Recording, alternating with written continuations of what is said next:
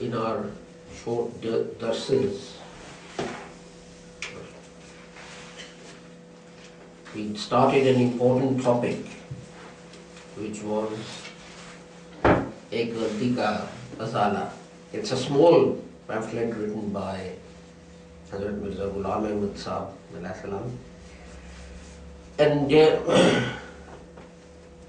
the Qadianis say that in Ek Galti Ka Azala, Hazrat Sahab changed his claim from that of a Mujaddad to being that of a prophet and messenger.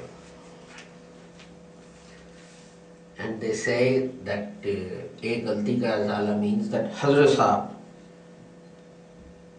had made a mistake in understanding his own claim. Ek Galti Ka Azala, an error removed. So it was his own error that Hazrat Sahab was removing.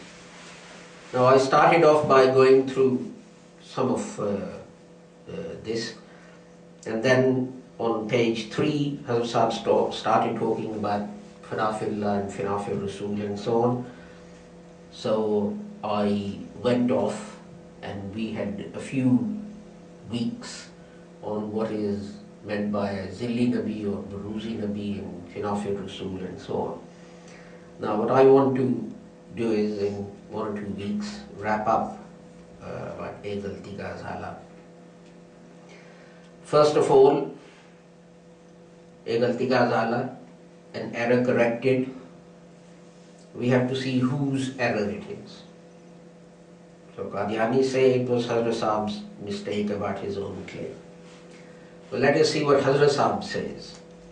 हमारी जमात में से बाज़ साहब जो हमारे दावे और दलाइल से कम वाक़फ़ियत रखते हैं, जिनको ना बगौर किताबें देखने का इत्तफ़ाक़ हुआ और ना वो एक माकूल मुद्दत तक सोबत में रहकर अपने मालूमात की तालीम कर सके, वो बाज़ हालात में मुखालिफीन के किसी एतराज़ पर ऐसा जवाब देते हैं जो कि सरासर वाक़या के ख़िलाफ़ होता है। इसलिए बावजूद अहले हक होने के उनको नदामत उठानी पड़ती है। चुनांचे चंद रोज़ हुए कि एक साहब पर एक मुखालिफ की तरफ से एतराज़ पेश हुआ कि जिससे तुमने बैत की है वो नबी और रसूल होने का दावा करता है, और उसका जवाब महज इनकार के अल्फाज से दिया गया, हालांकि ऐसा जवाब सही नहीं है। Now, whose error is it? Hazrat Sahab is saying a member of the Jamaat who doesn't understand Hazrat Sahab's writing in replying to an opponent, he gave an answer which was against fact, and he was embarrassed. हालांकि ऐसा जवाब सही नहीं है, whereas this reply is not correct. So who has made the error? Hazrat Sahab himself is saying, is this member of the Jamaat who has made the error, and not that Hazrat Sahab has made an error in understanding his claim. Second thing is, a Qadiani friend said that in this book Hazrat Sahab changed his claim.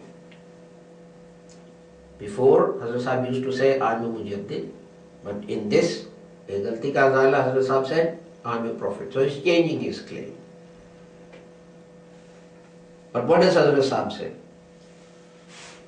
हमारी जमात में से बाज़ साहब जो हमारे दावा और दलाइल से कम वाक़फ़ियत रखते हैं. From among my Jamaat, some people who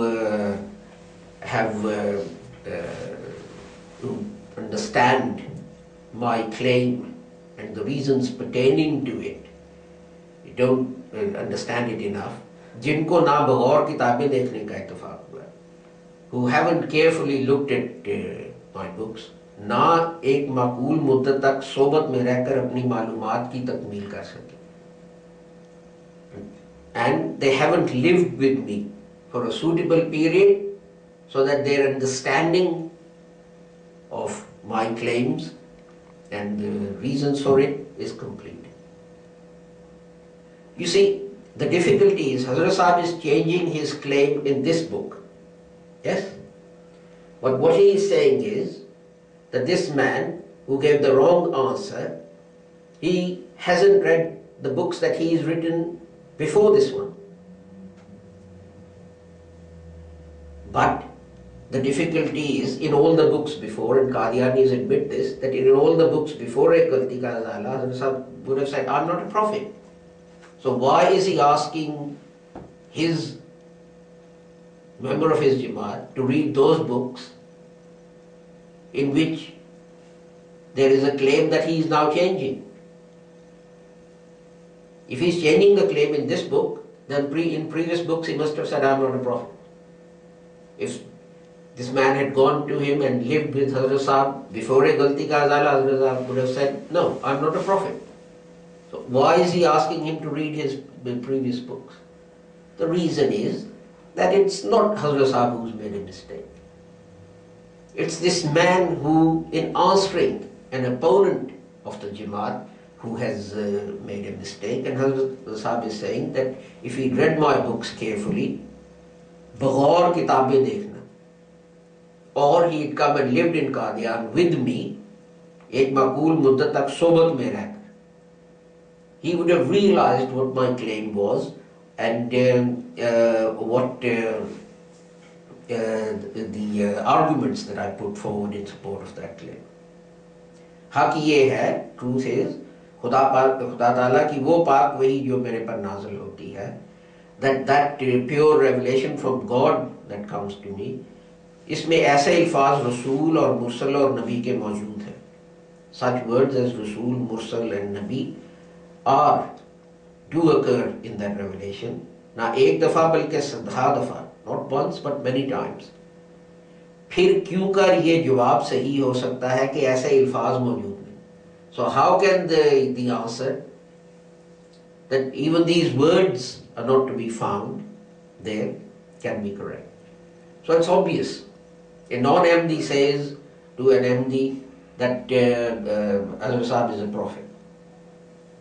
The MD denies it. Non-MD says, well, there are words, Rasul, Nabi, Mursal in his books. And the MD says, no, there are not. And the man shows him the books. This is the error. This is the mistake.